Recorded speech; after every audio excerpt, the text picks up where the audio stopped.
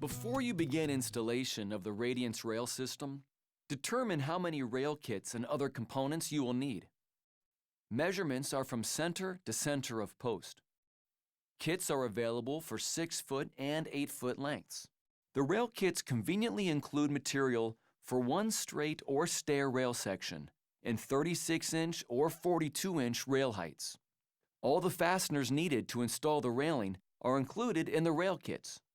Post covers, post caps, and post skirts are sold separately. Inside the kit, you will find a template that will make mounting your brackets quick and simple. As always, TimberTech recommends consulting local building codes prior to installation.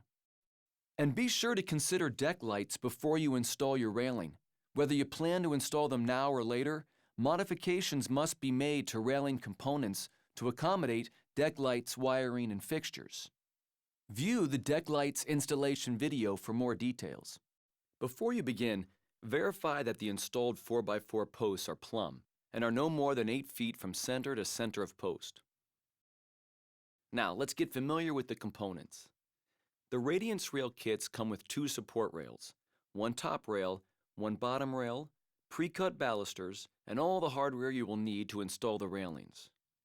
Inside the kit, you will find a template that will make mounting your brackets quick and simple. In addition to the rail kits, you will need to purchase post covers, post caps, and post skirts to complete your railing. Let's take a look at straight and angled sections. First, measure the post cover and trim to the desired length, typically 38 to 42 inches. Post covers at the bottom of your stairs may need to be longer depending on your layout. Slide the Radiance rail post cover over each post, making sure the post does not extend above the cover. Install the bottom skirt by sliding the skirt over the post and resting it flush on the deck surface. Use the template included in the hardware compartment of the shipping carton to install the support blocks. Position the template at the bottom of the post cover, resting it on top of the skirt. Use the template to align the support block to the center of post. Pre-drill the 2 holes with a 7/64" drill bit and attach.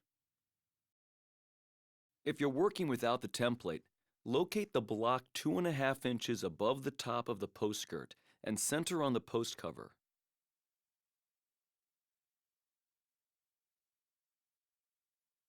For angled rail installations, align the angled face of the block parallel to the rail section.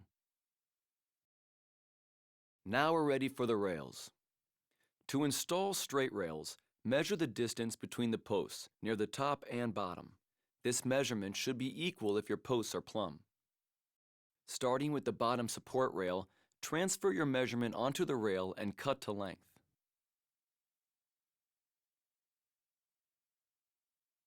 Next, you'll need to pre-assemble the bottom support rail by positioning mounting brackets at each end. For straight sections, align the bracket face to the rail end and align screw holes to the rail center line. For angled sections, align the bracket face with your cut and align the screw nearest the end with the center line of your support rail. If your rail section is longer than 3 feet, you will need to attach foot blocks to this support rail. For sections 3 feet to 6 feet, position a foot block at the center of the rail. If your rail is longer than 6 feet, use 2 foot blocks spaced 1/3 of the way in from each end. Now position your bottom rail assembly onto the support blocks. Pre-drill 7/64" pilot holes through post cover and into post through the holes in the brackets and secure.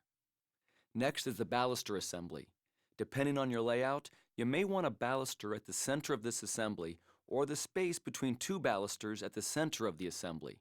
Keep in mind that the space between the end balusters and post should not exceed 4 inches. Once you have determined your baluster layout, nest the bottom rail and top support rail together. Transfer your measurements. The lip on the bottom rail should always be installed towards the outside of the deck. Keep this in mind when you're making your cuts. For angled rail sections, lay out the angle to intersect the center line of your measurement.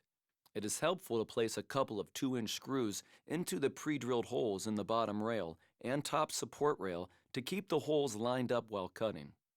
Now we are ready to build the baluster assembly.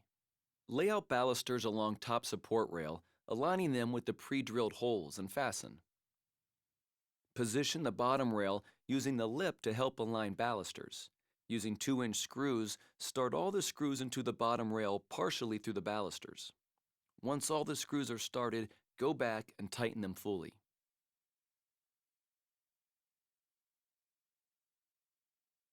Now you need to attach one mounting bracket to each end of the top support rail. Mount the brackets flush with the ends, pre-drill and secure with 3/4-inch screws. Now you're ready to install the baluster assembly. Position the rail assembly over the bottom support rail. Center the top support rail on the post and pre-drill the 2 holes through the post cover and fasten in place.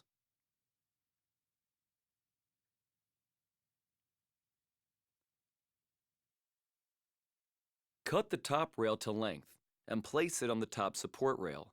Pre-drill and secure near each end and along the middle with 4 number 8 2-inch screws angled upward between the balusters.